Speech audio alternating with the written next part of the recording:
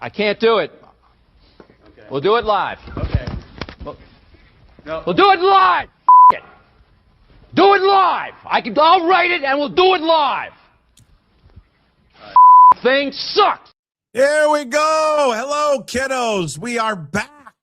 It's good to see you. I actually can't see any of you or hear any of you. But, hey, it's great to be back. The Daily Puck Drop, after taking last week off, is back, recharged. Got the batteries all working again.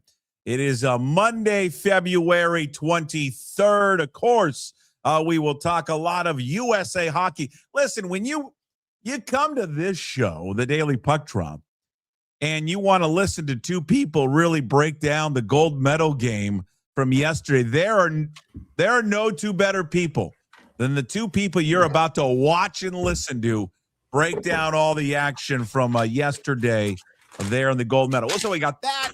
We got when we were last, we talked as Jim Moore continues to. Why is your paper sound so loud when you're like moving your paper? It's not that loud. It's just that, small stuff like that bothers you for some reason. It just does. Like, do you think listeners are sitting there going, gee, I wish Jim would stop, flicking his pen and moving his papers? By the way, that's a thing on YouTube. I don't even know what they call it, but it's this, the sounds. People watch videos of people making sounds and noise, these like calming noises. So maybe something like that. Ruffling paper is calming to someone. It's very odd. It is $1 million business on YouTube. I'm not making this up. Like, why don't we piggyback onto that? It requires work, and I don't want to do. It's probably better than any hockey analysis that I'm going to be giving. Yeah, right. Although there. I've got a good point about that hockey game. Listen. I can't wait to hear what your great point is from the gold medal game yesterday. But it's like if you go to these YouTube videos, you'll see these people like, you take a deep breath, breathe. How was your day? I don't know what they call it, but it's just these weird. Well, whatever works though for people. I actually spent whatever works. Puck, you're not going to believe this, but I spent $300 on this little machine that takes you through breathing exercises to lower your blood pressure, and it works. It's a $300 for a breathing machine. Yeah, and I forget what it's called, Resonate or something like that. And the guy goes, "Hey, welcome to Resonate. Lean back, relax, and take some deep breaths." Okay. Resonate measures your breathing. Yeah. I think you should get into a little yoga action. I'm thinking about doing yoga. I think you would be. There's got to be some great yoga studios down there in Bend, Oregon. I can't even get out of a damn couch anymore. If you saw me trying to get out of a couch, it's comical. I don't think so. I think you're doing well. You look great.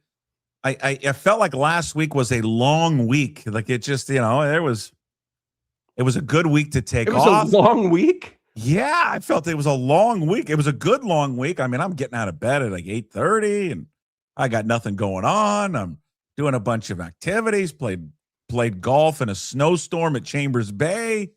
Great. What, you had snow at Chambers? Unbelievable. I played Chambers Bay Thursday morning, teed off. It probably was, I don't know, 32 or 33 degrees.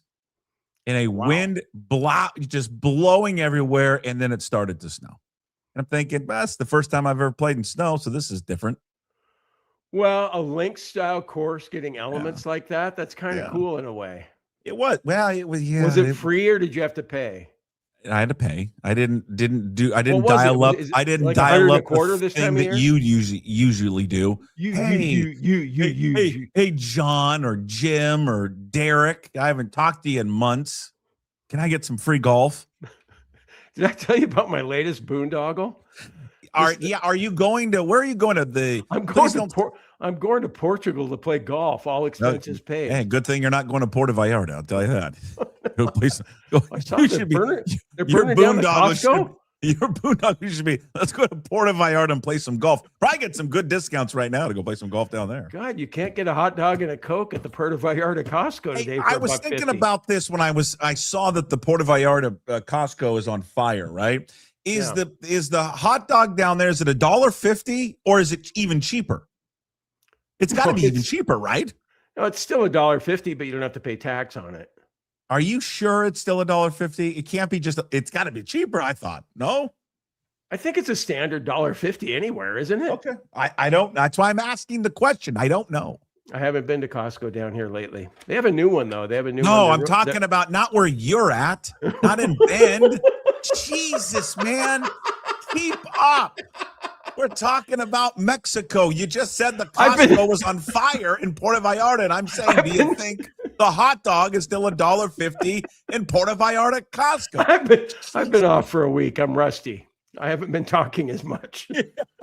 I don't know. I know it's Shit, I don't know how many pesos do you think they're paying for that down there? I don't know. I'm bad. I could ask ask the CEO. Hey guys, how many pesos would $1.50 be? She's on a call. She's on a call. All right. So you're happy to be back? Define happy. You're supposed to say that though. No, you're not. Yeah, you are. You're supposed to say, hey, it's great to be back. Thanks for rejoining us here at pucksports.com. I'll be honest with you. I'm not one of these big staycation people. I want to not thank when Back Lumber. What? Yeah, we'll thank them in a second, Okay. please. But I normally when we take some time or I take some time off, I like to go somewhere. But this was couldn't go anywhere. It was our midwinter break. You got other vacations coming up. My wife's not taking off. My daughter and her team was gearing up for the state championships in gymnastics, so we weren't going anywhere. But I was like, well, I'm just going to take it off. Nothing's going to happen, and nothing did happen, so it was great. It was no big news. Like, well, I guess the Seahawks, officially being up for sale, but it was, there was nothing going on. But I was like, God, this is kind of nice. Is this what retired life is like? You wake up at 8:30, and you kind of like, I don't know, go around on the internet for a little bit and then just kind of pick some activities to do. Like I'm cleaning the house, did some I went to the dump a couple times. I think I went to the Goodwill a few times, played some golf, went to the driving range about every day and hit the simulator and played Pebble Beach every day. Is that what it's like? Because I'm in.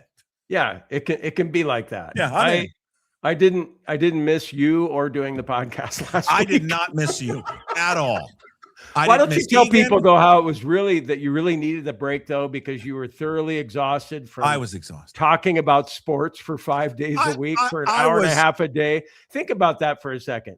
You're going to be on for an hour and a half a day today. Oh no, right? Probably not. Probably an only hour and a for half tomorrow, and so on. So what's that? 3, 4.5.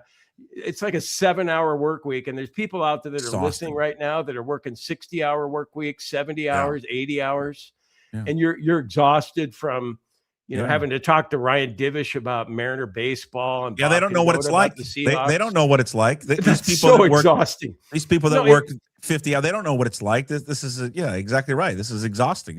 People don't know what to be in our shoes. This is. I always felt though, as a sports writer and a sports talk show host, if that's what you wanted to call me back in the day, I always felt like you could only complain to people that were in the same area as you were. Like if you complain to anybody else about what we're doing, come on. No, come on. We've been lucky as hell. Can you imagine? I mean, what else would we be doing if we weren't talking about sports or writing about I'd be working as the receipt checkout person in that Costco Puerto Vallarta. I'll tell you that, the one that's on fire. I got friends that are down there. They're like holed up in like their resort and can't get out. They can't leave. Oh, wow. Puerto Vallarta is so nice too. Yeah, it's not bad. Not bad. Not bad. Yeah, it's not where I like to go in Mexico, but that's me. God, there was another golf boondoggle. I went on a media trip there, and there's some just north of town up on a hill. Okay. I stayed at a 5-star resort there where I had my own personal butler. Is it where they have the tournament? Don't they have the tournament down there that Ashley Ryan and I used to always stop at? Vendanta? God. Welcome to Vendanta. I think that's this week. Yeah. I don't think it's this week. It's not. I don't think it's a thing anymore. Yeah, no, it's the Cognizant, isn't it? Yeah, but where are they playing the Cognizant? Is it in Mexico? Give me a second. I'm going to pull it up for you. I don't think so. Hey, I had Bridgman yesterday. No, he won me $370. Jacob Bridgman. Did you really? Last time we saw him, he was on the beach at Pebble Beach, and then we see him in LA and he wins. Come on. You know who I took like an idiot? Thinking I was going to catch everyone by surprise. No one would take him. Scotty Scheffler. Oh, Jeez. did anybody else have him? Yeah, one other person. It doesn't matter. We're both screwed. Now we can't use him again unless we win. Like a You can freaking overthink idiot. that God, stuff. I texted our good friend, PGA Tour member, some guy who's from Clarkson. I don't think I can. Can I even, if he gives me a suggestion, is that violating some rules? I don't know. Oh, okay. Joel Well, Damon. no, it's not Joel Damon. His name's Noel Lehman.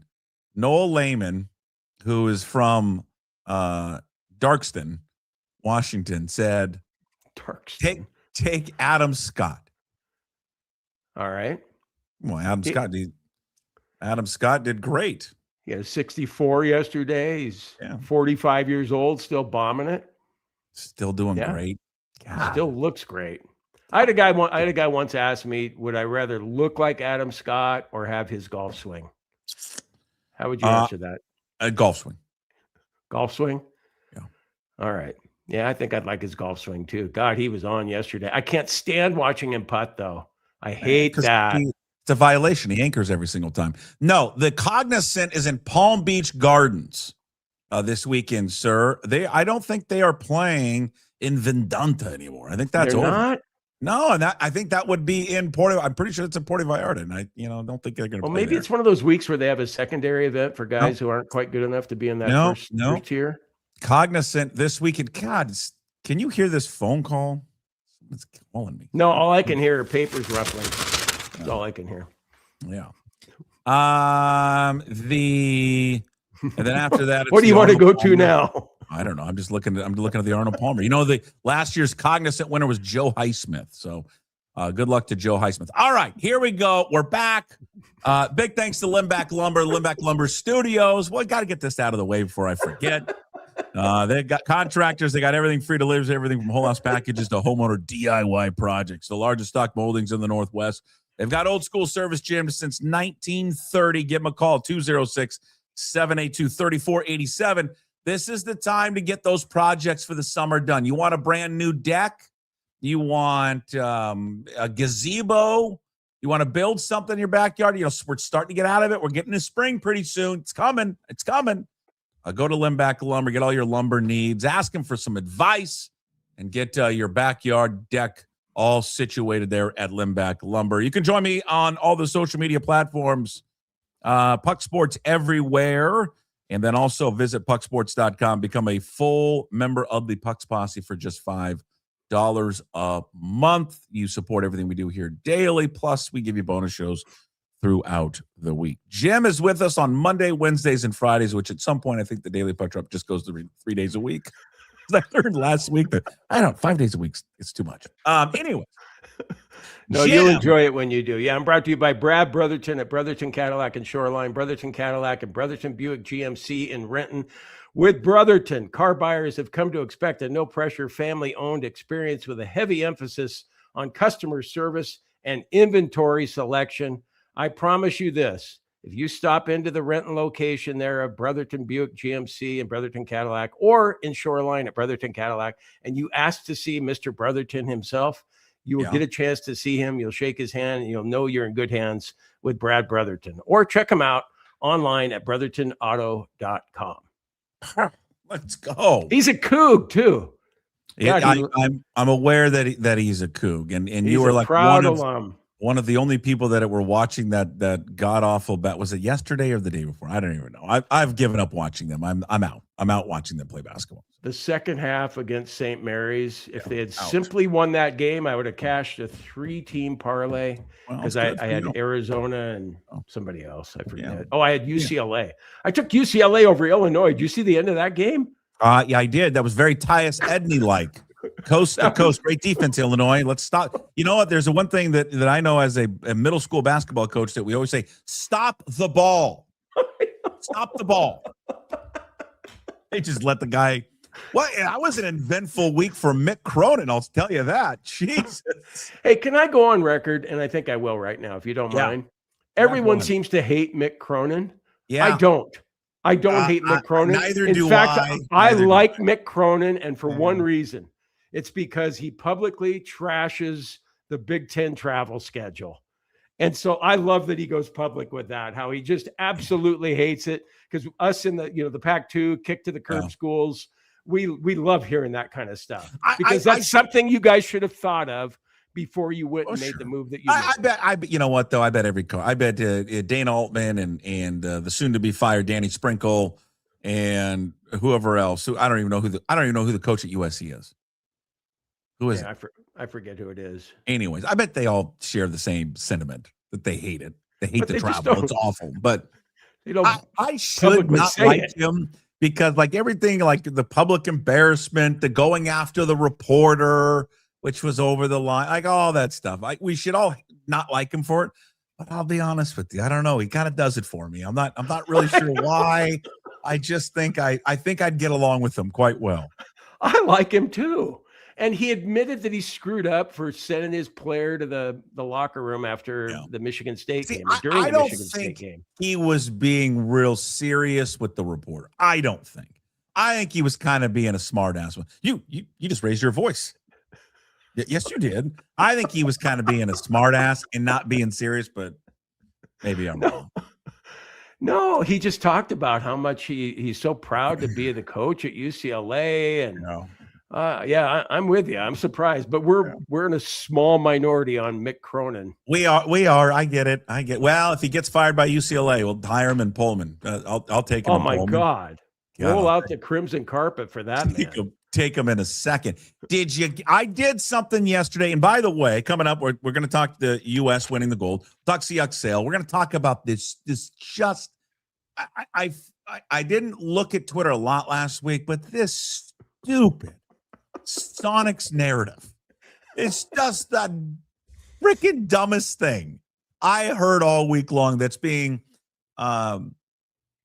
pushed by two right-wing agitators, because that's what they are. All right? They're paid agitators. And they are just pushing this, oh, my God, I don't know if the Sonics are going to come back because of this millionaire tax. Okay. We'll address that coming up in the show. And also, I caught up with Everett Fitzhugh. I was going to get you on and see if you wanted to tape it, but Everett had to do it real quick. And I'm like, okay, I'll just bang it out without you. And then he felt that my hockey knowledge was far superior to yours. So he said, Puck, let's just you and I do it. You and I both know puck talk. Jim kind of doesn't. I said, you know what, Everett, you're right. What? Did you really want me to do that interview? I did. You love Everett. And expose myself as the hockey know-nothing that I am? But I did something yesterday I never thought I would do. I set my alarm for 4:50 in the morning. Okay, let me stop you right there. If you didn't have a show today, would you have done that? Yes. Really? Okay. Yeah. Well, because I'm not, you and I are both not the biggest hockey supporters, just like Sky or River doesn't like hockey either. And let me rephrase it. It's not that I don't like hockey. It's just it's not like on my radar as much as the other sports. And we've talked about that a lot throughout the years, whether it was here or on the radio. But what I do like as a sports fan are big moments. Like when the World Cup comes around and whatever the matchup is in the World Cup, like I'm going to watch it and I generally watch whatever the finals are for the World Cup because it's a big moment. And something usually pretty big happens in these big sporting moments. So yeah, set my alarm for 4:50.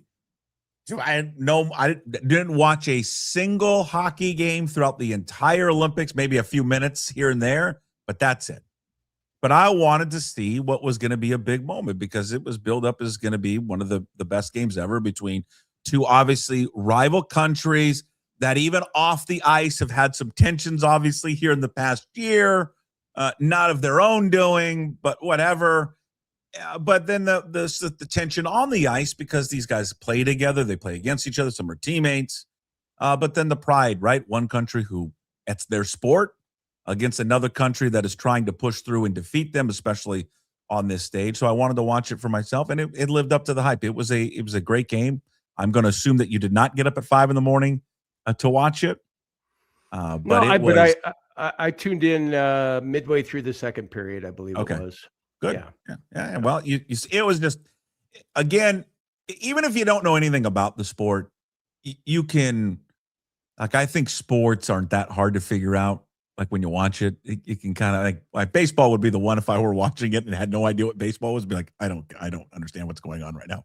Or maybe even football to a degree. But you watch it and you could tell what was going on. This goalkeeper for the U.S. was unbelievable. This guy it was one of the greatest. Had you heard of Connor Hellebuck? No, never heard of him. I hadn't either. I didn't realize how terrific he is. Not a big hockey fan. I had to Google him and find out that he was with the Winnipeg Jets. I just know he's from Winnipeg just because they kept talking about that he was from Winnipeg. But and then the storyline of him, so I'm watching like the pregame stuff, the storyline of him, because it's very Sam Darnold-like. No one thought he could win the big game. He's always been a guy that's been pretty good in the regular season. He's always received all these accolades and awards, but once it comes in the postseason, he fails. He had this narrative about him that he did not deliver in big games. Well, he delivered yesterday. And yes, it wasn't the NHL or the Stanley Cup or any of that. You can make an argument this was bigger than the Stanley Cup. You can really make an argument that this would be I don't think you can make an argument. I think it's true. This would be, even if he makes it to the Stanley Cup Finals, he will not face a team better than the team he just faced yesterday. There's no way. This team's got like 8 future Hall of Famers on it. And what he delivered was a masterful performance, and you could just see it. I mean, shot after shot after shot, and he stopped them all, and it was fun. It just was a fun game to watch. It really was from start to finish. Oh yeah, it was terrific. Even for people like you and I who don't watch hockey, I mean, you can tell the intensity. You could see it every single second out there, and it's just. You think about the NBA last weekend and the troubles they're having with load management and players not trying hard and that type of thing. Well, these guys, were given more than 100% to win for their country. And what I'd like to know, though, from hockey purists, I have 2 questions. One, and I know there's some hockey purists, some huge Kraken fans that might be listening or hopefully are listening. Number one, when you get outshot by as many shot attempts as Canada did with the USA yesterday, how big of an upset is that when you win, when you're outshot almost 2-1? I mean, that seemed to be a huge thing because typically I would think like Canada had 33 shots on goal in the last 2 periods and US had only 18. I would think typically those numbers would tell you, if I'm Mike Benton, I'm saying, yeah, Canada should have won. But since gentlemen, my breakdown of the gold medal game is here. So no, I am reading off a prepared script I have written out. This is not just coming off the top of my head. And then he takes off his headphones in the middle of it. And here's an Instagram picture of my new travel clothes from LL Bean. #ad. God, I miss Mike Benton. Here are Mike Benton. Here are my kids playing. No, okay. So anyway, I'm just assuming, and maybe it's something that's easy to assume. You know what I think it was like? You get outshot like that, hockey purist guy would tell me, "Well, yeah, Jim, Jesus, yeah. Canada should have won." I agree with Nathan McKinnon. They were the better team. Yeah, they were. But sometimes the better team doesn't win. I can make an argument. I think most people would agree with this one, but the diehard Bucks, they may not. The Thursday night game against the Rams were the better team. The Rams were the better team. They were. Seahawks, they got lucky. They did. And again, luck is a part of sports. Yeah. But you got to capitalize on that luck. And they did. They did capitalize on that luck. Now, maybe that's not the best comparison to what we saw yesterday, but it happens all the time in sports, all the time. Sometimes the team that even plays better, they don't win. And, I mean, look at their first shot on goal was their first goal yesterday. Meanwhile, Canada's got, I don't know, it was like 9 or 10 shots on goal. The dude is just stopping everything. Whatever. And I know some people have taken issues with I didn't ask Everett this question, but the 3-on-3, I love it. Hell, you want me more signed up for the sport? Give me 3-on-3 the whole time. Well, I was just going to say, Puck, I think hockey purists, though, And I went into the overtime period. I did not know that they were going to go 3-on-3. And then Tirico and Olczyk and those guys, they all as told us being a hockey aficionado, I was aware of that. Okay. And so I'm just like you. I thought that was cool. And in fact, if they had a 3-on-3 hockey league, I think I'd be more apt to watch that. Yeah, but 5-on-5. But there's no way in hell that should have settled the gold medal game. Well, there is just absolutely no way. That's Mickey Mouse, what they did yesterday. Really? Okay. Yeah. They shouldn't. And I think hockey purist guy might agree with me on that. Like, hockey purist guy is going to think I'm just a dumbass for suggesting, hey, pull the goalie at the start of the game and have a man advantage and try and get the lead. I know I'm just kind of joking around with that. But the 3-on-3, okay, think about it. Game 7 of the World Series. That's like Game 7 of the World Series, what happened with the gold medal game yesterday. Yeah. Are you going to have a home run derby to settle that? Or the NBA Finals, Game 7? Are you going to go, we're only going to play 3 guys now. We're going to play 3-on-3 the rest of the way? 2-on-2. Come on. Who does that? And I think they're trying what are the reasons? Health, maybe, wear and tear. Well, whatever the reasons are, they're not good enough for the gold medal game. Longevity of the game. I mean, I guess you make an argument that you could at least play the first overtime, the normal 5-on-5, and then maybe in the second overtime go to 3-on-3. How many players are on the team? They look like there's 20 guys over there. 20, yeah. Okay. All right. Well, but it should have been use some of the guys that you haven't played that many minutes. Yeah, but their 3 top players are better than the Americans. Well, okay. They had the 3 top scorers in the NHL on their team and they're all on the same line. I'm with you though. How about NHL? Just to change it up a little bit. Play 5-on-5 the first period, and then go 3-on-3 the second period, and then 5-on-5 the third period. And you're going to attract dumbasses like us who are casual fans to watch the game more. And everyone bet the over. Well, I love the over, but and everyone had the same joke yesterday. And again, some don't like it. I like basketball still. I still like the NBA and college basketball and all that. But I did get a chuckle that you're right. If LeBron James had got hit in the mouth, he would have been out probably the entire, like the Jack Hughes guy did. But that guy took a stick to the face, breaks his front teeth, blood's everywhere. How long did he come out for? A couple of minutes, I think. I don't even remember. Maybe 2 minutes max. And then the guy's back out there on the ice skating around, scores the game winner, doing the interviews, can barely talk because he's got a lisp because he doesn't have 2 front teeth. And I'm like, Jesus, man, it's just unbelievable to watch that. It was just cool. It just was a cool scene and good for them because they had beaten Canada before. But they, you got to beat them on that stage, right? You got to beat them there because that's really, the moment for them. They did it. And then the reactions. And I loved how Canada was they seemed so mad that they were getting placed a silver medal on their necks. I mean, it's still a silver medal. Yeah. And then when they got this, my favorite part is when they got the stuffed animal too. Like, what's? I know they all looked at it like, what was that? Is that like the mascot for the games or something? Yeah, maybe. Yeah. And it was, but they understand. I mean, that's how important it is for them, and which is what makes sports great. And then also important, and you saw the reaction from the U.S. These guys that are, U.S. born guys that have grown up loving the sport, probably have watched it for many years and so many heartbreaks. Like you go back to the Vancouver Olympics when Sidney Crosby won in overtime, and they were little kids during that time because what are their average age, like 21.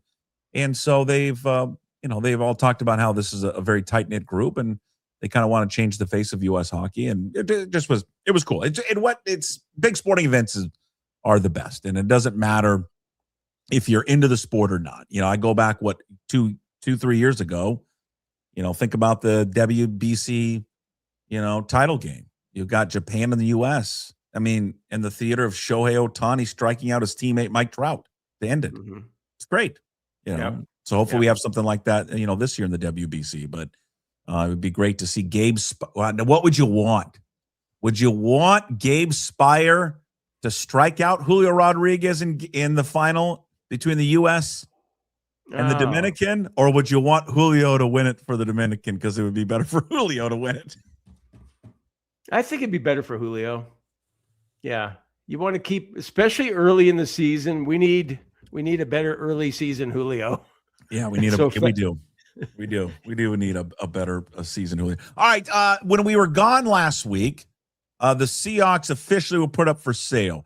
So congratulations. I mean, there was a few people, not a lot, that took shots kind of at Brady Henderson and the other guy at ESPN for the report. Some, it's, there's nothing new there. The Seahawks are denying it. And then literally a week later, it comes out that they are for sale. So a good reporting. I think it's Mike Reese, I believe, and Brady Henderson. Nice job of reporting on that one. They were the first on it. So they're for sale. What are they saying? Like $7 to $9 billion? Yeah, it's crazy, isn't it? You think about whatever Paul Allen paid for, and it was in the millions still then. Well, it wasn't even up to $1 billion when Paul Allen left the team. I thought it was like 350, but someone said no, it was like 194 million. Yeah, I want to double check that. I know it's in the trust, but still, if you're trying to milk this thing out as long as you can, I wouldn't be surprised. Now, I think they're thinking that it's going to be sold between now and when the season starts, but I think it might even linger longer than that. I mean, that's just me guessing. And it just goes up daily, doesn't it? If we're talking $8 billion now, come next January, is it going to be $9 billion, $10 billion? Well, 11 maybe? Here's the deal. So here's what I'd want to know. Like in this meantime, and I guess Jody is still overseeing it, so the team isn't sold, right? Her and Burt Gold and the trust, so they can obviously get deals done. But you do have some pretty significant things to decide here. One, how much money do you want to give Kenneth Walker, right? And how much, like with the new owner coming in, whoever that may be, maybe they wouldn't want to spend money on Kenneth Walker. I don't know. And then also you look ahead, you've got two players that are eligible for contract extensions, one being Devin Witherspoon and the other being Jackson Smith and Jigba. And we saw that and I was hoping to avoid this, but then we saw the first little I got to get mine interview from Jackson Smith and Jigba down in Dallas saying, I need to be and deserve to be the highest paid wide receiver in the sport. So obviously that, we'll see what comes of that. But again, that will be a discussion. I don't know. Do they get something done with him in the meantime being sold? I don't know how that works. I mean, obviously deals can be done, but like how many deals can you do when you're kind of in this midst of selling the team to a new group? They're juggling a lot of things, trying to figure some things out on the fly, but it's amazing to me, or maybe amazing is too strong of a word, and I know that Jackson Smith and Jigba is a better player than Ken Walker, but when you consider the position of wide receiver, what you pay them versus what you pay a running back, and you're talking about Walker at best, what was the what do you call it? The franchise fee for him, 14. And then you look at Jamar Chase making $40 million as a receiver, and that's what JSN wants. Yeah, JSN's going to get paid. I mean, because he said in an interview, if people missed an interview down in Dallas, he just said that, I'd play. I love when I'd play the game for free, but it's a business, and I'm learning that in this business, I've got to. I'm paraphrasing. I got to get what's mine. I got to get what I'm deserved. So, and he probably will be the highest paid wide receiver, and you know what? He deserves it. Deserves to be recognized as the highest paid wide receiver in the league for sure. What he's done, and he mentioned it. What I've done on and off the field. But I guess you start looking ahead, and I don't know who's going to buy the team. I don't think anybody has any idea who's going to buy the team. I like your idea. I heard you talking about it with Mitch in your prediction show. Oh, yeah. Yeah, you threw a curveball on that one. Why don't you tell everybody about it? Was that on who's gonna buy the team? Who's gonna buy the Mackenzie Scott and Melinda Gates. Oh, I thought you said that Jody Allen was still gonna. Oh! Was that? I can't remember what I did. I don't even remember what I said. It was yesterday that you taped the damn show. No, I taped it last week. Oh. I don't know, when we taped it. Did I say Jody Allen? But yeah. Jody Allen leads a group that buys the team. I can't remember what I said. No, you had Mackenzie Scott buying the Sonics, I think. That's right. Yeah. All female ownership. That's right. Because Mackenzie Scott, Melinda Gates, Samantha Holloway. I wish we could replay that Samantha Holloway interview. Wish we had access to that. God, you were so mad at me too. I was just trying to loosen her up, and I remember, God, you've only been mad at me a few times, and that was probably the maddest you've ever been. She did not appreciate you. You felt like I tried to sabotage that interview. Yeah, well, you did. You no, did I try to didn't. I was sabotage. trying to loosen her up. She sucked. Your goal was to really ruin that Did whole she thing. not suck in that interview? She was not good. She didn't know who Davy Jones was. I think she thought that he was a defenseman from Ottawa. No, it's your team dog. She did not the team dog that you guys had killed, that you guys didn't tell anybody about. What happened to Davy Jones? How come they killed him, and then they didn't tell anyone that they killed him? Mike Benton has all these reports on the team. What happened to the damn dog? Remember how uncomfortable Benton would get when we'd ask him about, so what's the deal with Davy Jones? Gentlemen, I was at practice today, and Dave Hackstall had Matty Beniers on the second line. Yeah, we didn't ask about Beniers, Mike. What happened to Davy Jones? What, did you guys kill the dog? Davy Jones. Old Miller hockey style. What? Yeah. Didn't they? The best part about the Davy Jones thing with the Kraken, didn't they get Davy Jones as like a mental health, kind of what Tucker is kind of for the Mariners, but yet it was the dog who had mental health issues. The worst part about they got rid of the dog, because the dog didn't like people. The worst part, I think I had Benton with me. You were on vacation, and I thought it was a good idea to interview Davy Jones. Oh, yes, that was the worst interview ever. I wish we had that one. I couldn't. I've had some bad interviews, but that's right there at the top. People were like, "You can't wait to hear his interview with the dog owner." Wherever I was, and I was laughing so hard about that. I knew it was shitty 8 minutes in, and then I looked at the clock and I thought, God, it's 11:08. I got to go to 11:20. So I love bad interviews. It's the worst when you are in the middle of just whether it's you or the subject in the middle of a bad interview, because you don't know where to go. No one's getting the jokes. They're not laughing at anything. You're like, you can just feel. I felt this way with Ty France. Yeah. I felt the walls closing in. Just close. Like I wanted to crawl in a hole and get out as fast as possible. Everyone in the world has seen Caddyshack except for Ty France. Ty France is the only person who's never seen the movie Caddyshack. Hey, Ty, you want to tie me up with some of your ties? Ty? What? It's a line from Caddyshack. I'm having a hard time hearing you. Yeah, it's okay. I'm just gonna quit. It's the worst thing when you're the lead guy in the interview and that happens to you. But when you're the second guy, it's the best thing that can possibly happen, because you just sit back and you just enjoy how awkward it is. Yeah. So where were we? Talking about potential buyers for the Seahawks. Well, I do think that there is a chance that she would buy the team. I do. I don't know what the rules are. I don't think there are any rules that prevent her from buying the team. All it said that the Allen Trust had to sell the team. Now, maybe there's some language in there that she can't buy the team, but why not? Well, isn't she eventually, like, we just assume all that money's in the trust and none of it's hers? Isn't she getting her share too from her brothers? But didn't he like allocate some money on the side to her? And maybe it would be enough that would factor her into the Seahawks' potential ownership? According to Google, her net worth is $8 billion. Okay, well, she could still be a player in this then. I think she could obviously be someone that is the lead, head of a larger group that buys the team. Yeah. Yeah, well, see, I like that idea that you forgot that you actually said on Mitch's podcast. I think again, regardless how I feel about her and the things in her past, she genuinely seems like she likes being the owner of the team. Mm-hmm.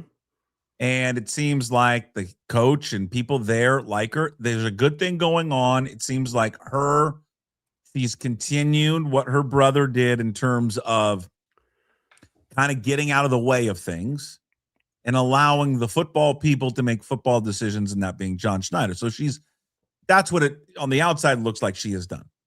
You run the risk when you sell the team. What kind of owner are you going to get? I mean, listen, we've had good owners in this town. We've had bad owners in this town.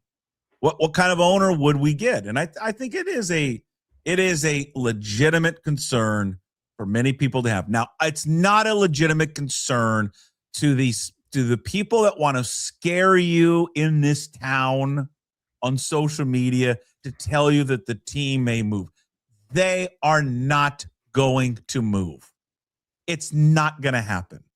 Anyone that's feeding you that is just fear-mongering, and it's an agenda, and it's a shtick because they're miserable people. That's what all that is. And they just want to stir it up because it angers people. They want to use, and it ties into the Sonics because they want this millionaire tax thing that has been proposed, that it's passed, now has to go through another. Well, I think it's the House that's got to go through in order to be enacted as a new tax. That it's going to prevent the Sonics from coming back, or it's going to allow now the Seahawks to move. Where would they move? Where would this team move that would be as profitable that it is now in another state or another city? You would lose money on the team. I mean, you got to wake up and look around. It's not like a bunch of billionaire and Fortune 500 companies are running out of this city, by the way. Okay, there have been some smaller companies that have left, not the big ones. They're still here. And people are moving here all the time. And it's a desirable place to live. And it's a desirable place to have a franchise. You've got a great stadium. You've got a great practice facility. You got everything here. You got a rabid fan base. It's not going anywhere. Don't let people try to scare you thinking that. But, who's going to own the team? Who knows? There's very few people that have that type of money in their back pocket. Obviously, Bezos will be the name that's going to come up, I would assume, the most, right? Yeah, when you look at his net worth, estimated to be $231 billion, as high as $231 billion. Jesus, man. Can you imagine life with that much money? Yeah, be pretty good. Be pretty good. But we'll see. I would, again, I just wouldn't, I don't think it's out of the realm of possibility that she is a part of a larger group. Her and Burt Kold, if people don't, some people know who Burt Kold is. He's kind of her right-hand man. That they would be a part of it. Now, what about with Ballmer? Could they pair up with Ballmer? I would love for Steve Ballmer to buy the team. If you ask me, and it doesn't seem like that there's anything there, but if you asked me who would I want, that's who I'd want. I'd want Steve Ballmer. It'd be like in Dallas with Jerry Jones. We'd get post-game owner press conferences. And again, you could say he's been in his own little controversy with the Clippers, and it's not like the Clippers have won and all that. But one thing I'll say about Steve Ballmer, I don't know him, I've never met him, is he just seems like he cares a great deal, and he'd be willing to put his money to improving the team and has a civic kind of pride with it from here anyways. I'm assuming he went to a number of Seahawks games over the years. I mean, there's a video of him walking in with somebody else in the background too that I think I recognize, walking into the Super Bowl to go watch the Seahawks play. So you think about the connection he had with Paul Allen too. Well, yeah. So in a perfect world, I'd want him to buy it. Can he afford it? Well, damn right he can afford it. Now, I don't know does he want to own two franchises?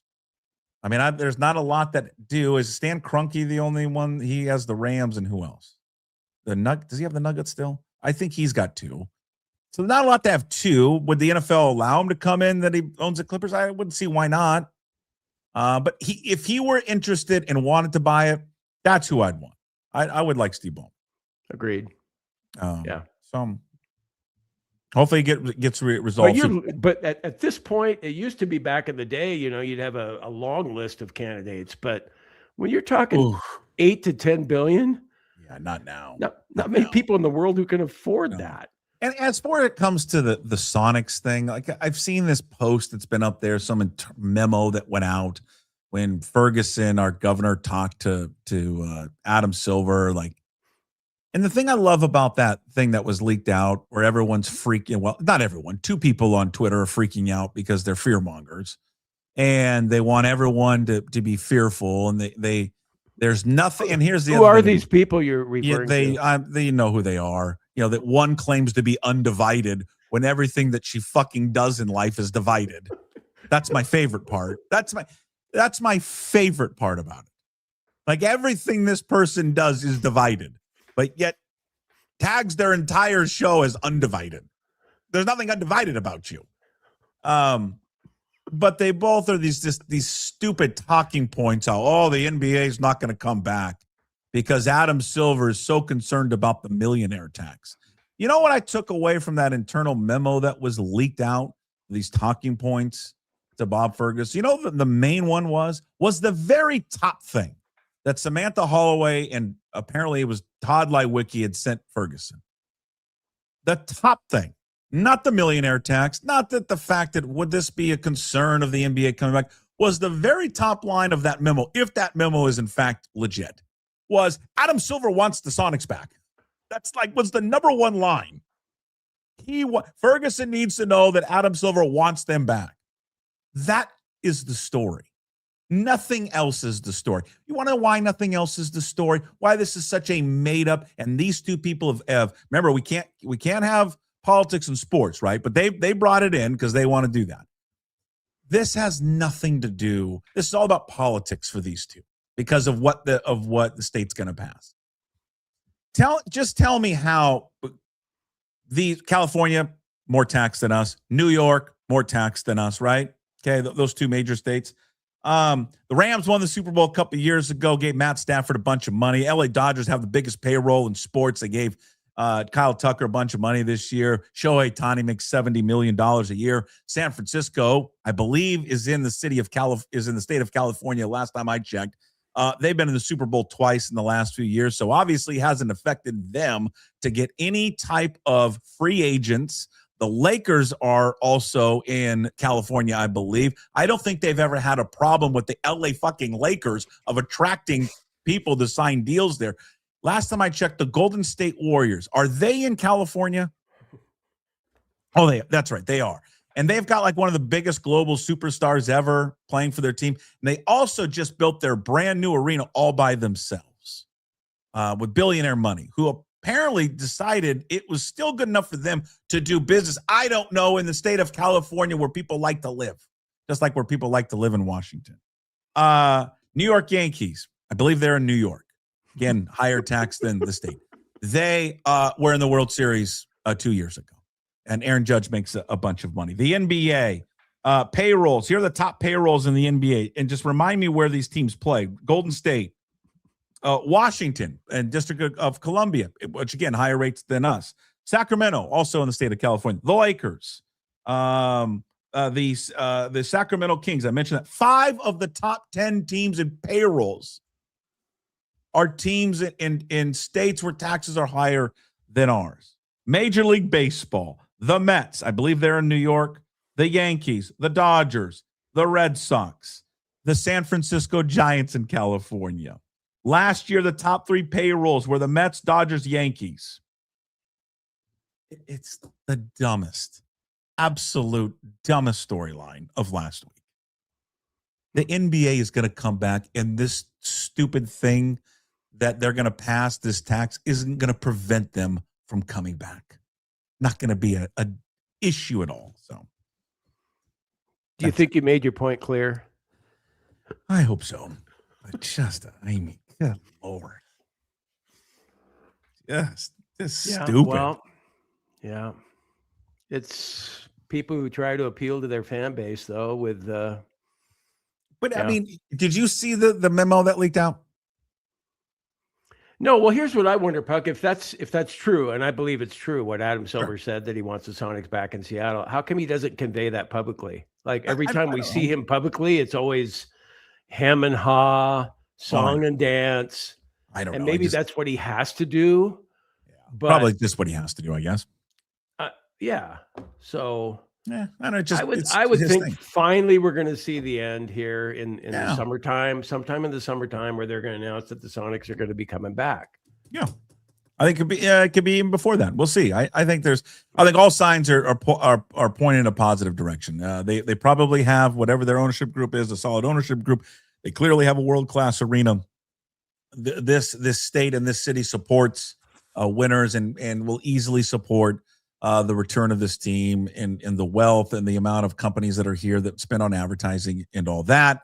And there already is a built-in fan base for it, and it's been waiting. And even the ones that say, "Hey, I don't want it back," when it does come back, it will rekindle something in many of them that they will come back and to watch the product. And again, I just believe it's certainly is a matter of time.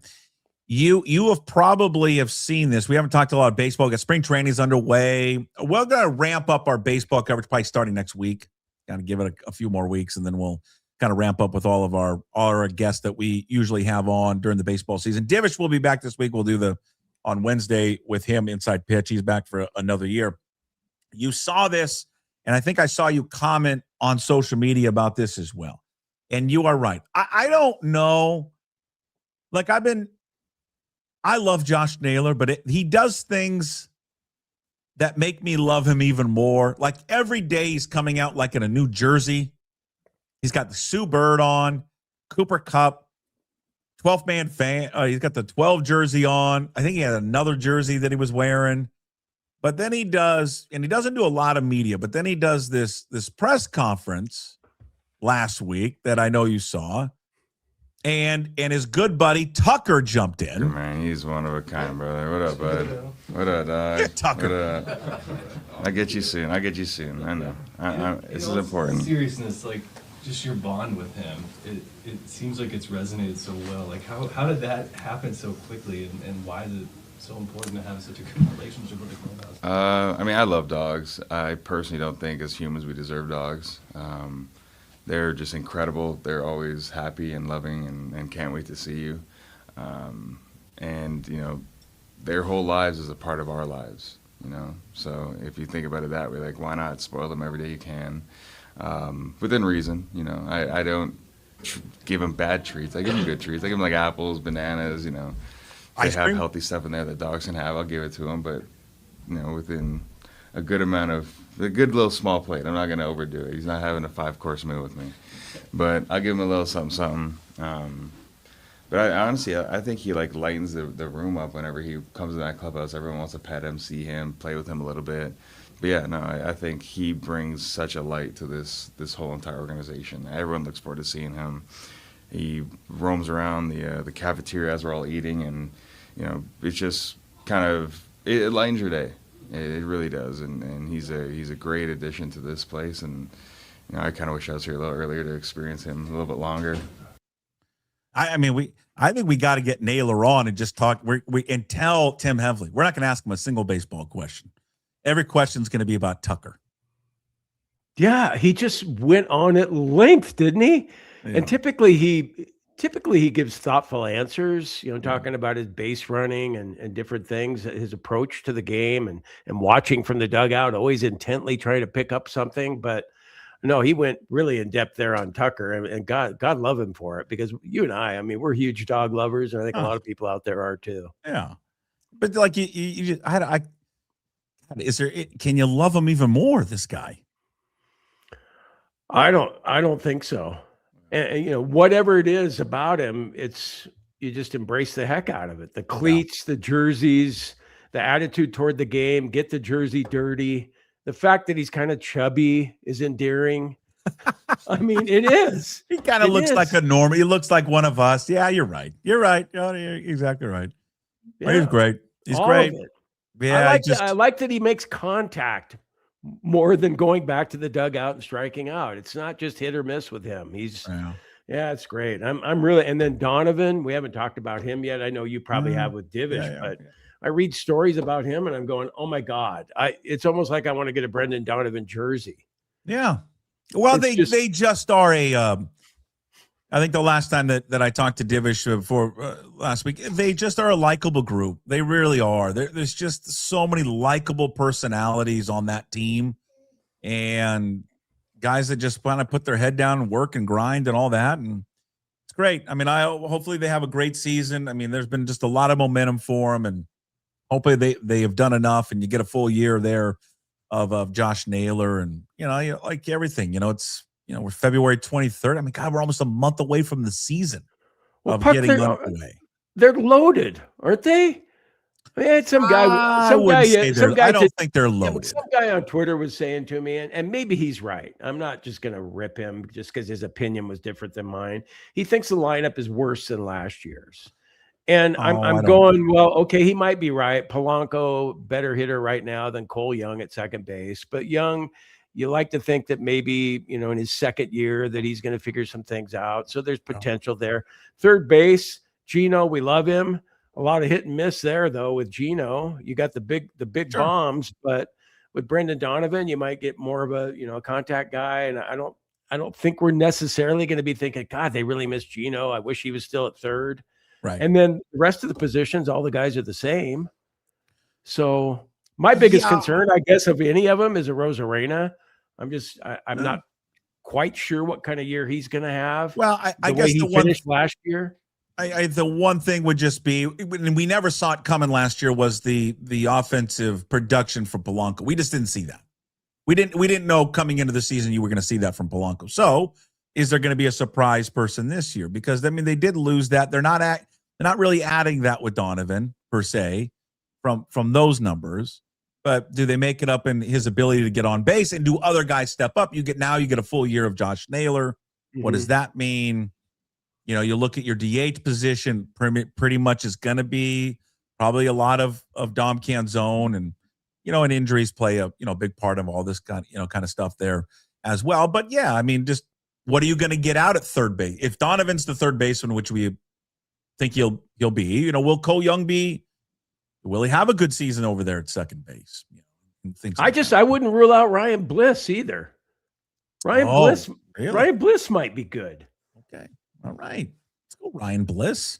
Yeah. Maybe not. And then you look at the pitching and you think, oh, well, God, they're bound to have an injury to the rotation. That happens every year with every team, even if they have two injuries.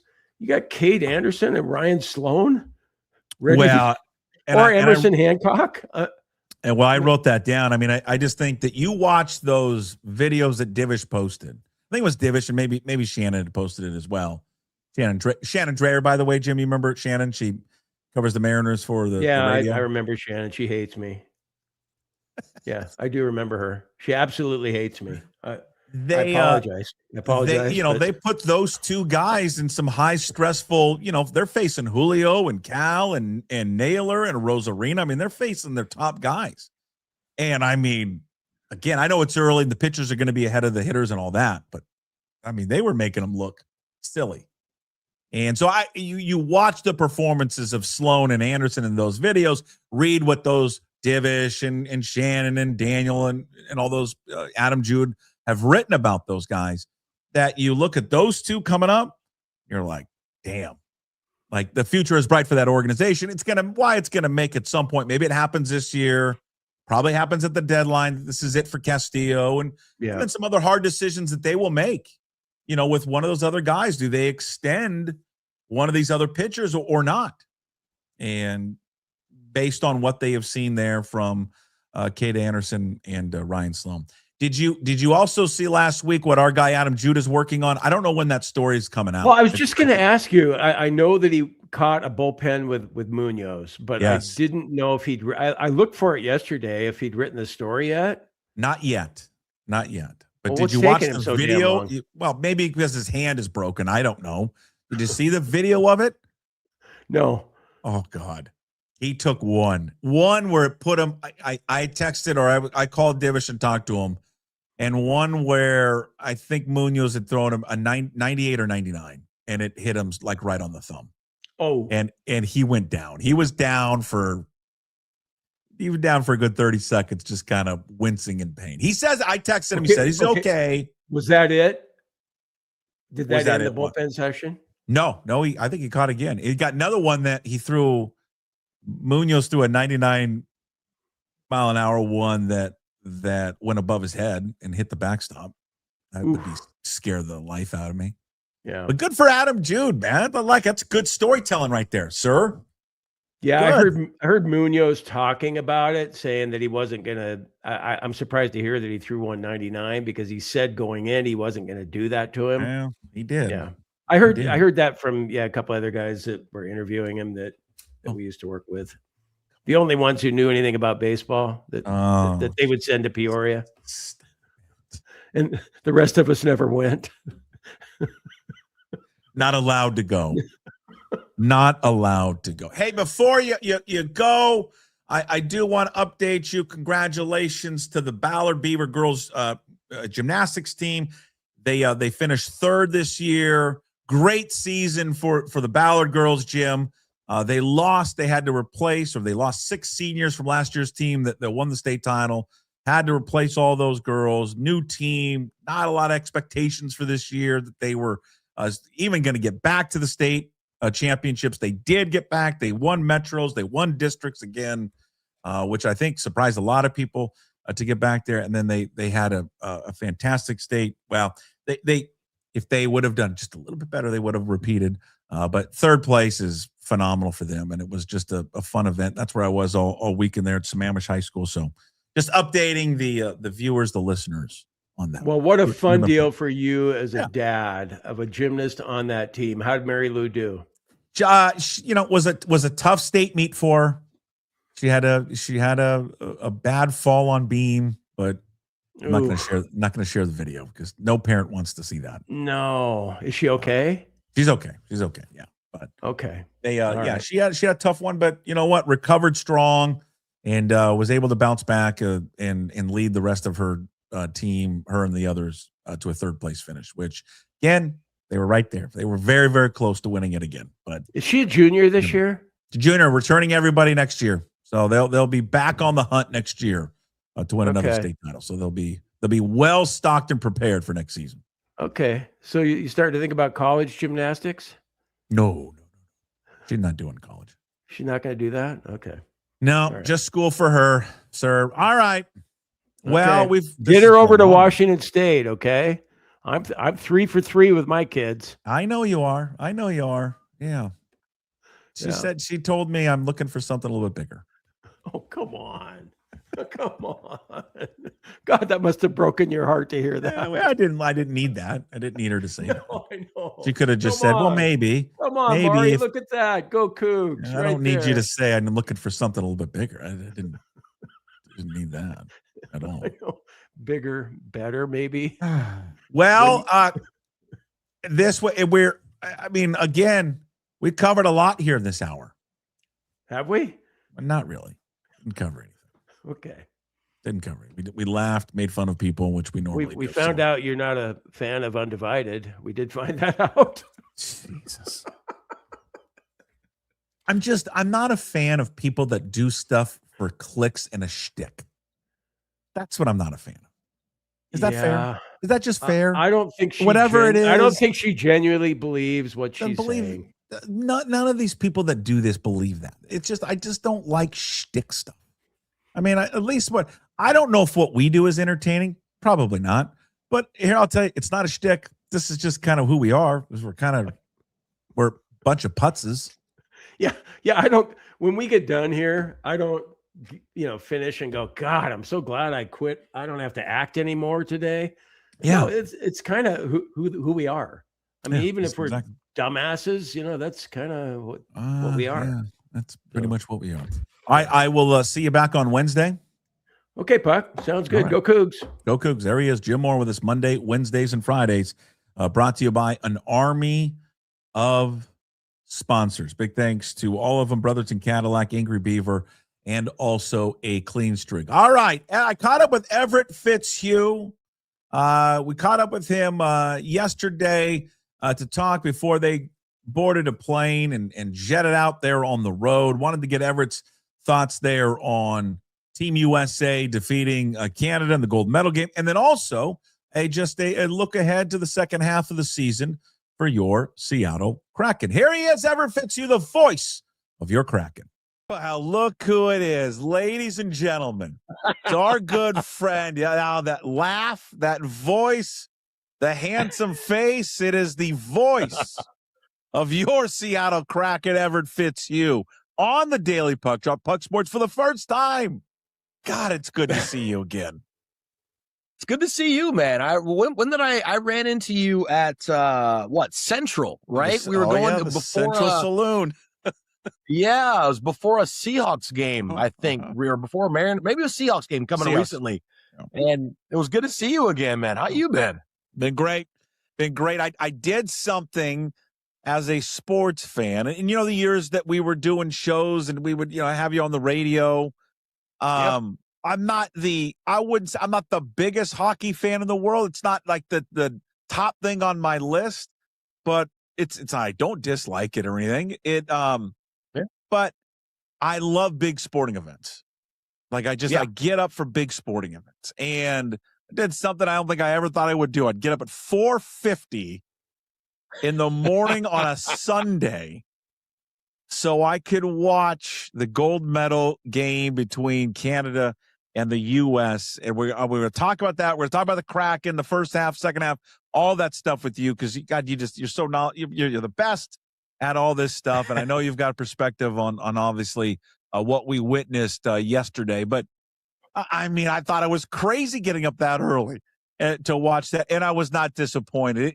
Everett, it was just such great theater to watch that, to watch the two countries, this great rivalry, and it just lived up to it. It was beautiful. I'm going to put my please like my sport guy hat on for a second. That's one of those events, Olympic hockey, the World Cup of hockey, the Four Nations, whatever you want to call it, right? That we had last year.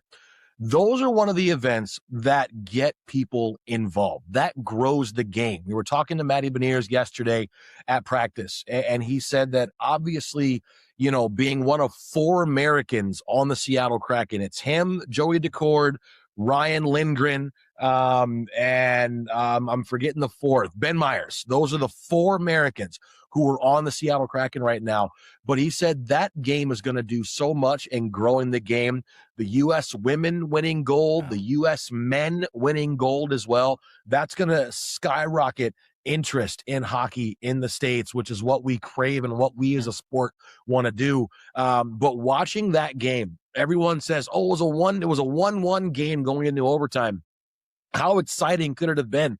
Well, when Connor Hellebuck puts on a otherworldly performance, when you have a team in Canada that dominated the U.S. in the last 40 minutes, if I'm being honest, that probably should have been a 3-1, 4-1 game, right? And Connor Hellebuck kept the USA in it.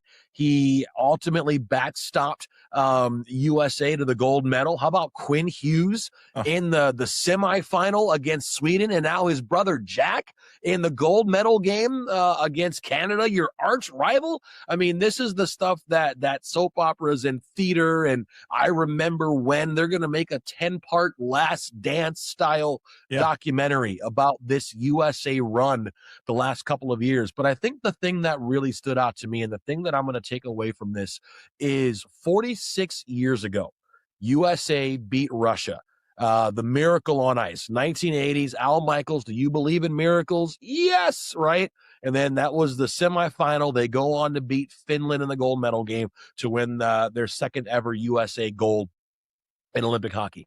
This was our miracle moment. This was for the folks who were born in 1980s, who were born in the 90s. All we've ever heard from our parents and our older relatives and all the people in hockey, the miracle on ice, and what a great moment that was for USA hockey and for USA sports. This is our miracle moment, and you're going to have kids now remembering. I remember where I was when 5 a.m. in the morning in Seattle, waking up, watching USA hockey beat Team Canada. Hopefully this starts a pretty good rivalry, between the Four Nations and this and the next Olympics. And then 2034, when the Olympics are in Salt Lake City here on home soil. I almost said home ice, technically home ice. But it's going to be amazing. But this is going to be one of those I remember when moments that we're going to look back on when we see hockey in the States growing. A lot of folks are going to point back to that game yesterday. So tell me, as someone who's not familiar with Connor Hellebuck, tell me what the storyline going into it, because I listened to them, talk Kenny Albert and Mike Tirico in the pregame.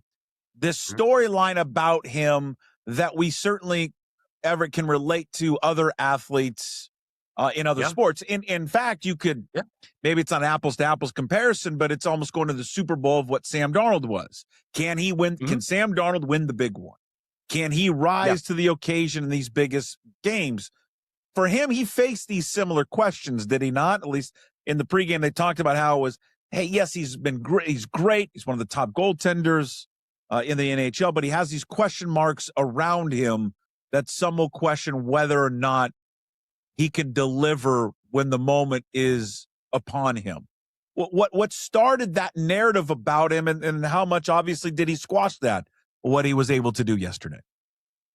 It was huge. It was massive for him. And I think for Connor Hellebuyck, the Winnipeg Jets, where he plays, they have been a top team in the NHL for the last 5 years. I mean, if you look in the Western Conference, they are never far out of the top 3 in the conference. They're either best record in the conference, second best record in the league, but there's always a first or a second round playoff exit. He's got Vezinas as the top goalie in the NHL. So he is worth his salt. And the narrative with him, you're right, is he could win the big one. But I think today he won the big one. I mean, for all intents and purposes, even though, yes, it wasn't the Stanley Cup in Winnipeg this year, they are struggling. They're probably going to miss the playoffs. But I think his personal narrative, this went a long way in helping to squash that. I'll also say this, looking at Connor Hellebuyck as a player, it really is a great story for the stick to it, you can do it, kids mode of thinking, because he's from a small town, Commerce, Michigan, outside of my hometown, Detroit. He was not highly touted. He played high school hockey in Michigan. He went to the North American Hockey League for junior hockey, which is on the lower end of junior hockey leagues. Didn't have a whole lot of top college commitments. I mean, for football terms, he wasn't going to Bama.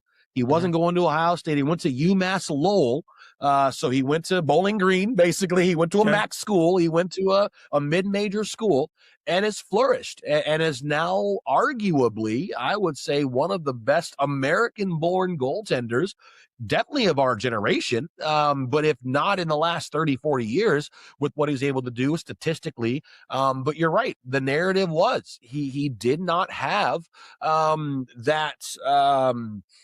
that big win. He didn't have that big success that you would expect him to have.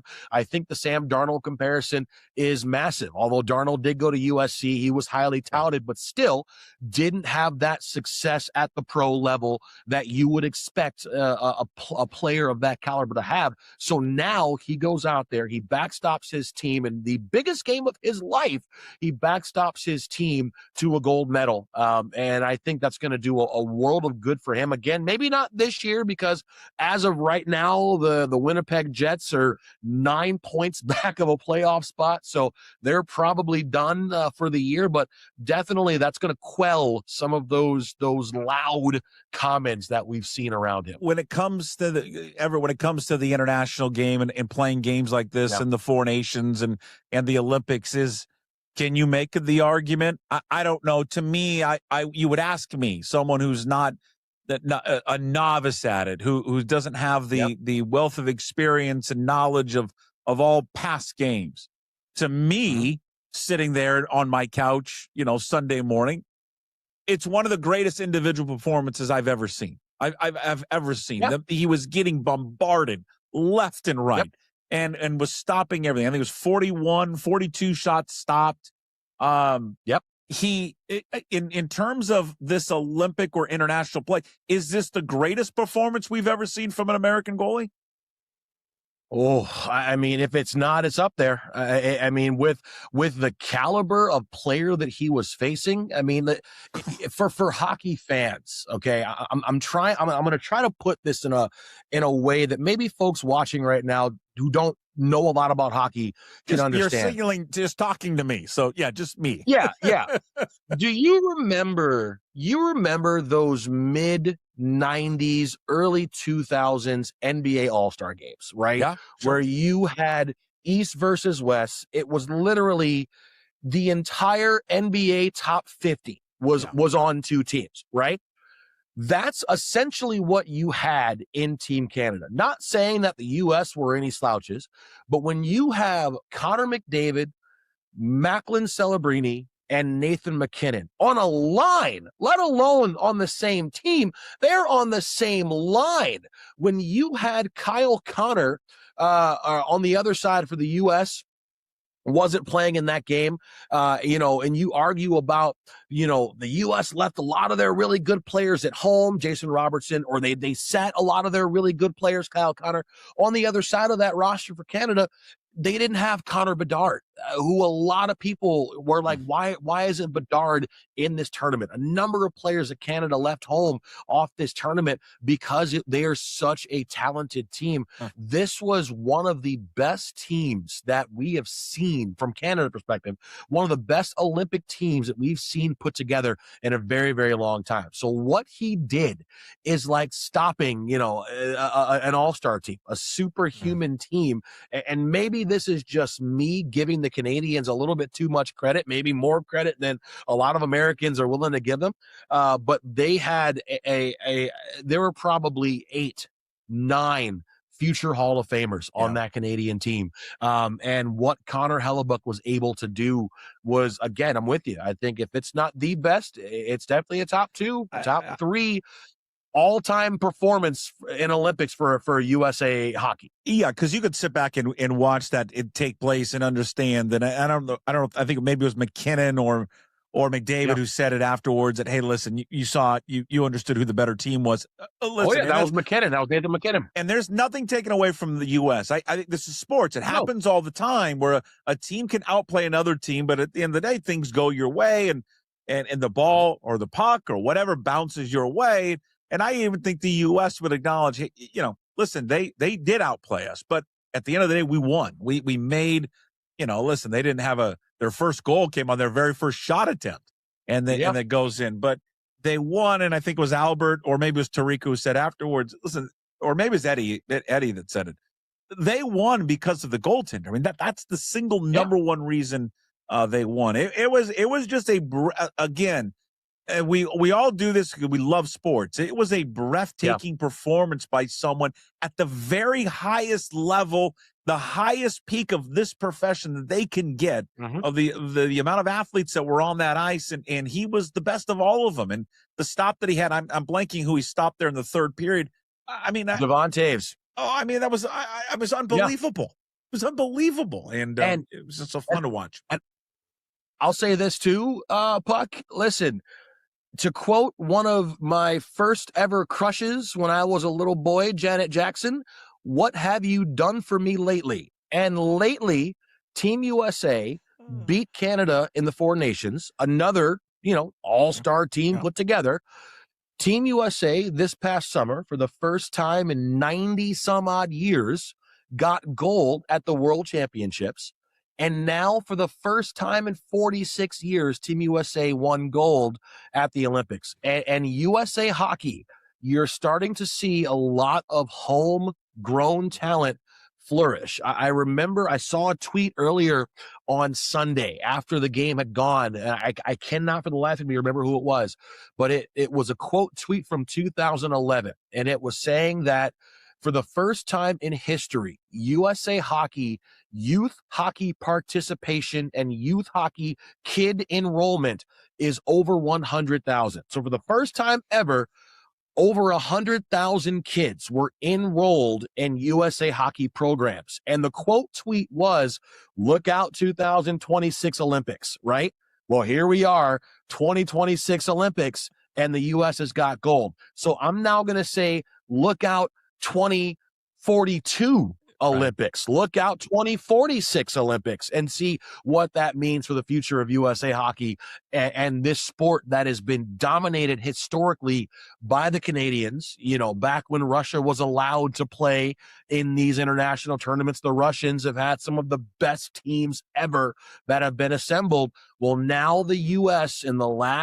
definitely in the last 5 years, but I would be willing to say in the last 10, the talent that is coming out of the U.S. has been some of the best talent this country has seen ever, and it's starting to pay dividends. Yeah, you're right. I think there's a lot of little boys and little girls, with the women last week who watched that, who will, you're right, in 15, 16 years will have their moments as well, where I thought NBC did such a good job of showing the home videos of these kids, these players when they're 5 and 6 and 7 years old, skating and playing on, in their backyard on the ice or the ice pond nearby. And it was just really cool and a real special moment. And the reaction of them, and to your point about the Four Nations and the other events in which they've beaten Canada, but this was the one, right?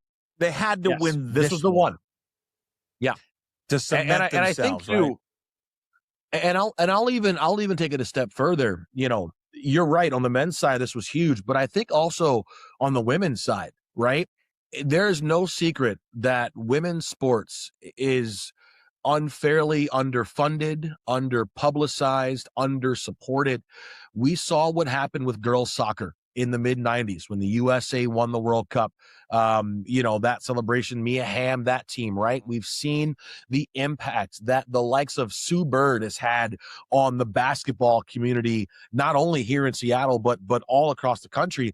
Now seeing, the PWHL taking off, the Seattle Torrent, I believe they got 5 medalists on their team that are coming back. Hillary Knight is coming back to Seattle with a gold medal. And she's going to be playing in front of fans at CPA, newly cemented as the greatest women's hockey scorer in USA hockey history. So I think for as big of an impact that this is going to have, the men winning, I think the women winning gold as well. You're going to see a lot more young girls getting involved in hockey. Women already within the sport of hockey, women and girls make up the highest number of new fans, new participants, new players more than any other demographic group. It's women and young girls. And this is going to go so far and pay so many dividends in helping grow this game on the women's side as well. I mean, we all know how tough these players are, and you make the argument they probably are the toughest players in any professional sport. Maybe football players say, "Hey, we have our hand up." Listen, I will always contend that I think baseball, physically, while baseball probably isn't that demanding, to be able to have to be mentally prepared to go, ready to go every day for 6 consecutive months. Like, you have to be ready every day. Like, I think hockey probably, I would argue, physically, with everything you have to do, skating, stick handling, hitting, all of that, I would argue that hockey probably is the physically more demanding sport. But I think baseball, from a mentality standpoint, to be ready every day, we all have off days. Baseball, you cannot afford to have an off day. And even though there's 162 games, I mean, like, baseball's hard mentally, I would say. But anyway, go ahead. There's very few sports in which they have athletes like Jack Hughes, who takes a stick to the face, breaks his front teeth, spitting out blood, goes to the bench. I don't even know how long he was out for, a couple of minutes maybe, and he's back on the ice.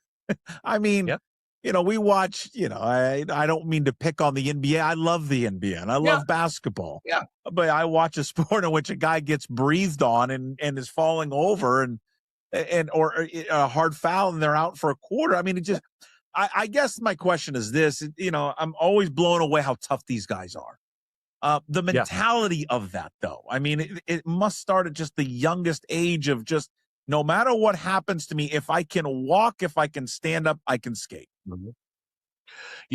It's funny because, and again, I'm gonna sound like please like my sport guy here, but you're bang on. I mean, this starts at an early age, and I'm not saying that other sports, basketball, football, baseball, soccer, whatever, of course you have your support system. Of course you have people who have sacrificed and who have went without so you could go with.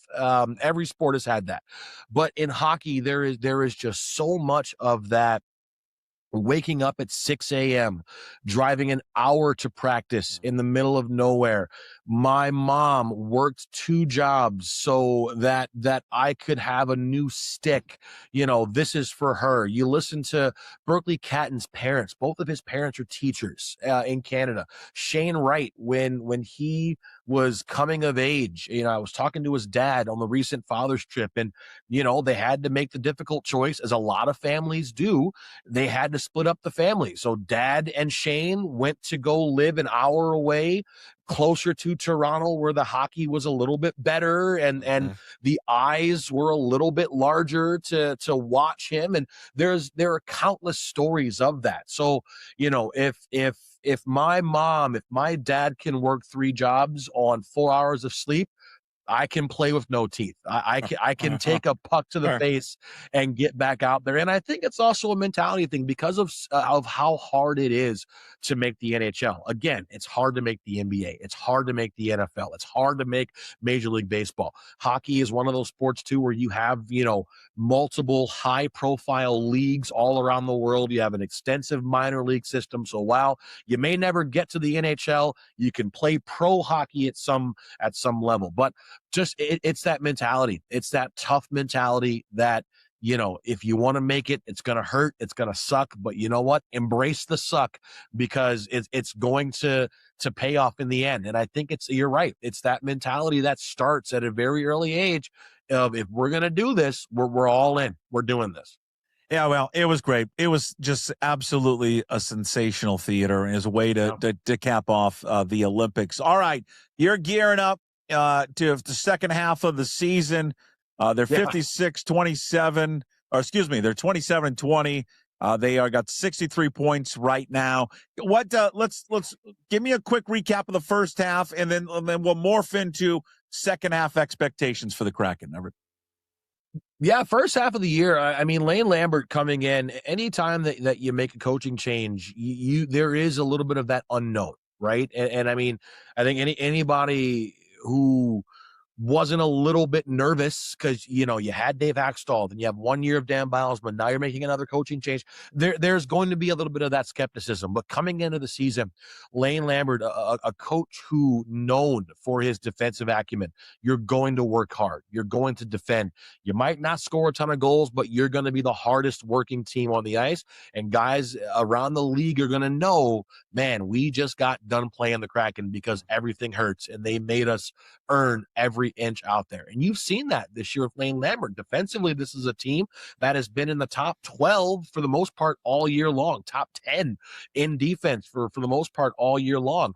They've found ways to win. They've gotten some of the best goaltending that we've seen in this team's history. And now in the last, couple of weeks, month before the All-Star break, the Olympic break, you're starting to see the offense come along as well. I said coming into the season, this is a big year for the Kraken. Obviously, playoffs are the goal, right? The goal, get to the postseason. We had a taste of it here in Seattle, what that meant. Game 7 in the first round, Game 7 in the second round. That's your goal.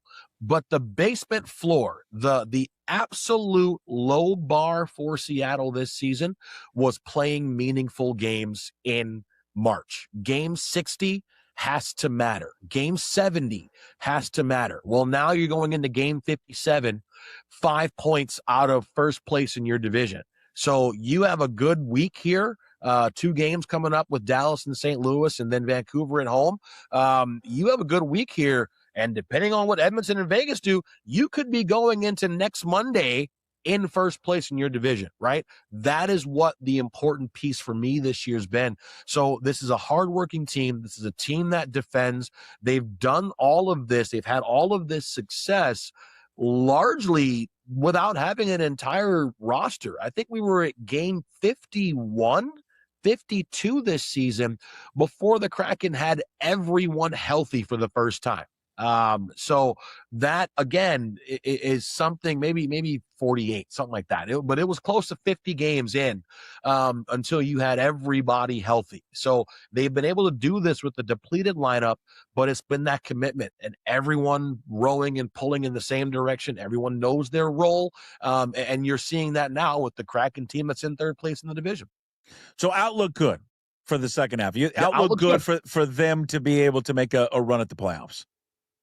I would say so. I think the wild card for me is there's two, maybe 2.5 factors that are going to factor in. I think number one, obviously, can you stay healthy? I mean, the Kraken this year, they've had a lot of injuries. They've had a lot of their big players. I mean, main offensively dependent upon guys go down with injury. We've had goaltending injuries. You've had defensive injuries, but they've been able to pull through that the entire year. So staying healthy, number one.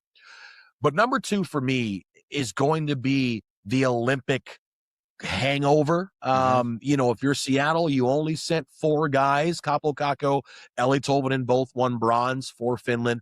Philip Grubauer had a great showing with Team Germany. And then Oscar Fisker-Molgaard played for Denmark. He's been up and down this season between the American Hockey League and Seattle. So 3 regulars, plus, 1 guy that's been up and down.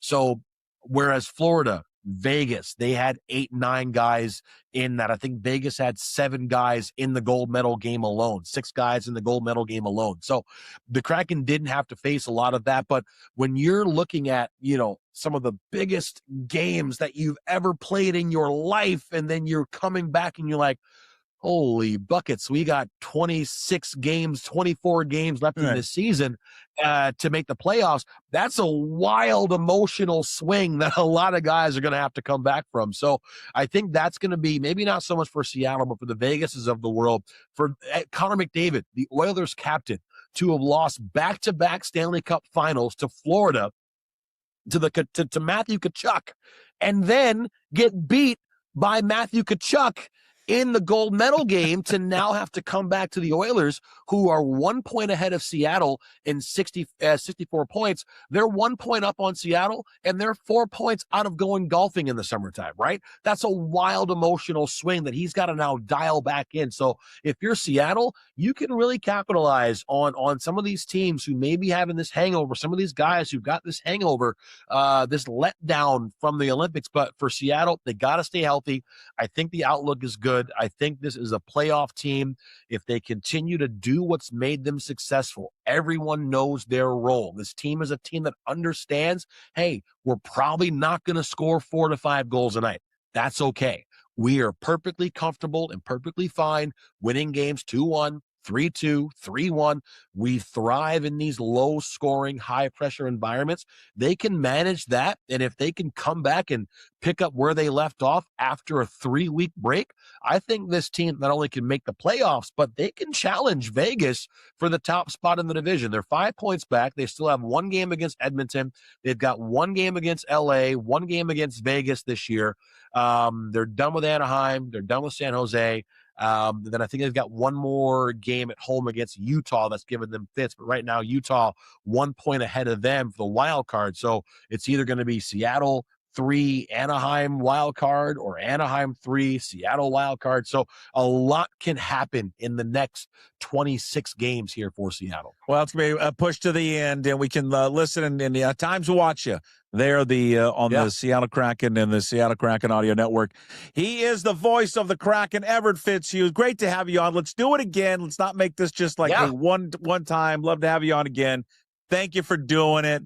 And again, it was a fabulous weekend of hockey, and we'll be tuning in and catching you guys there on the broadcast for the Kraken. Thank you, Everett. Appreciate it. Hey, thanks. I'll look forward to that playoff preview we're going to do here coming up soon. Big thanks there again to Everett Fitzhugh for joining the show. It's great to have him on. Hopefully we'll do it again as the season continues to wind down, or get in the second half there of the year there for the Seattle Kraken. It's always great to have him on, and great perspective on what the U.S. did there on Sunday, winning the gold medal game. So appreciate Everett there with his time. All right, as we wrap up a very lengthy Monday show, we get to on this day brought to you by Hive Social. Have you ever been to any sporting event? Doesn't matter, Seahawks, Mariners, Kraken, right?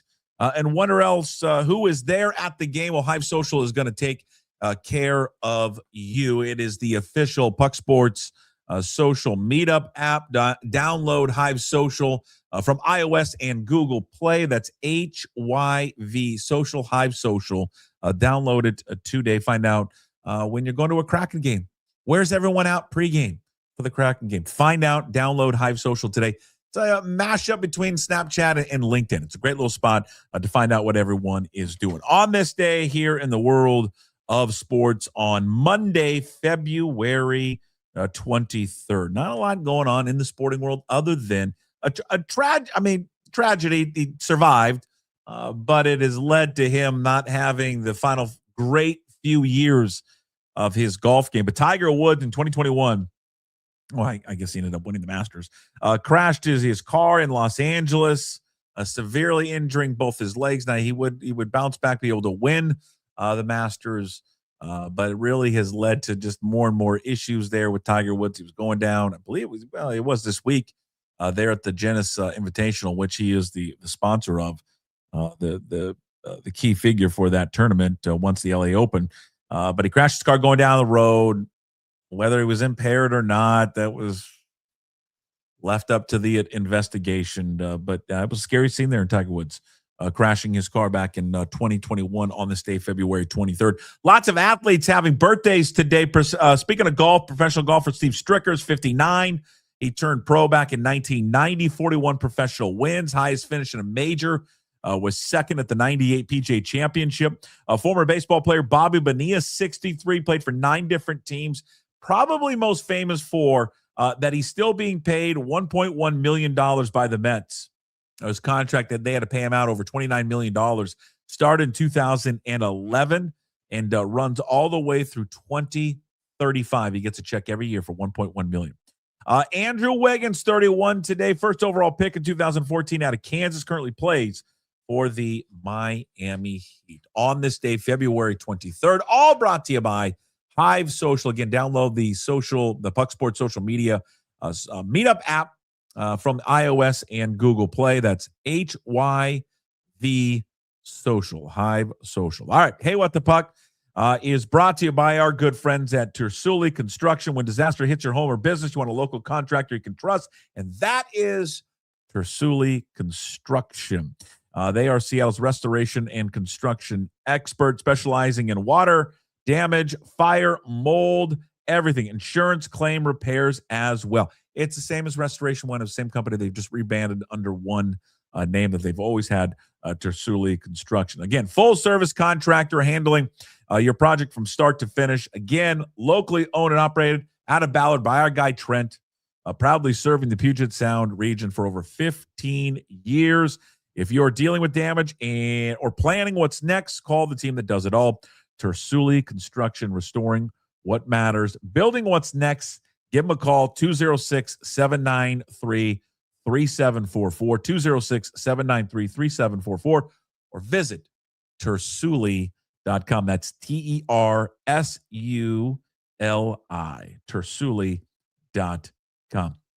Well, what happened, whether you got up yesterday early or not, or watched it later, what was so cool about the Americans winning yesterday over the Canadians? And this is what sports is all about. Brings a bunch of people together. People who don't like the sport, who aren't huge hockey fans, or you are. Just everyone kind of came together to watch what was just a huge sporting event.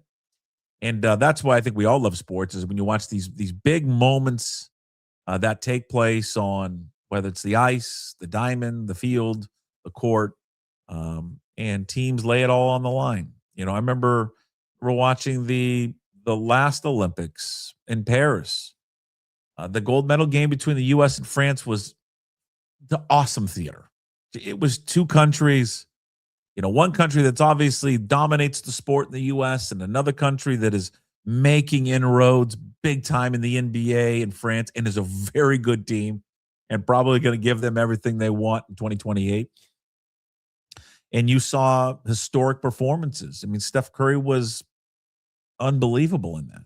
And what you saw yesterday from a multitude of U.S. stars, I mean, Jack Hughes, Connor Hellebuck, these guys that rose to the occasion yesterday to win a gold medal. It's putting when a collection of athletes like this come together, who are all the best players on their particular team, but then they come to this team and they're asked to sacrifice and have new roles.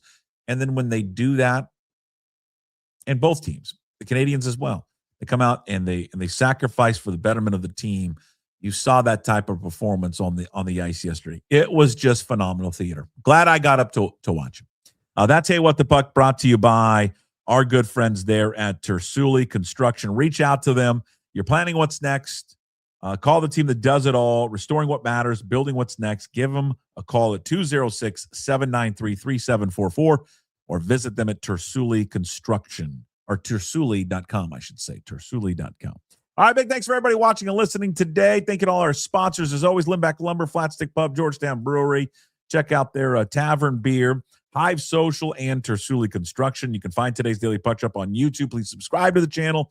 You may be watching it, but not a subscriber. Hit that subscribe button, please. Also find the Daily Puck Up on your favorite podcast platforms, Apple, Spotify, does not matter. And then obviously go to pucksports.com when you're there. Sign up to become a Pucks Posse member. It's just $5 a month. You support all the free content we do. In addition, we give you bonus shows every single week. We will have the Sports Bit with Matt Stretch Johnson tomorrow. After taking last week off, Ryan Divish is back with Inside Pitch on Wednesday, and KJ Arntz with Mitch Levy every single Thursday. Also, Graz with Gas Take 5 podcast, which we now produce, coming out later today on all platforms. Just search Graz and Gas Take 5 podcast. Big thanks, everybody. We appreciate it.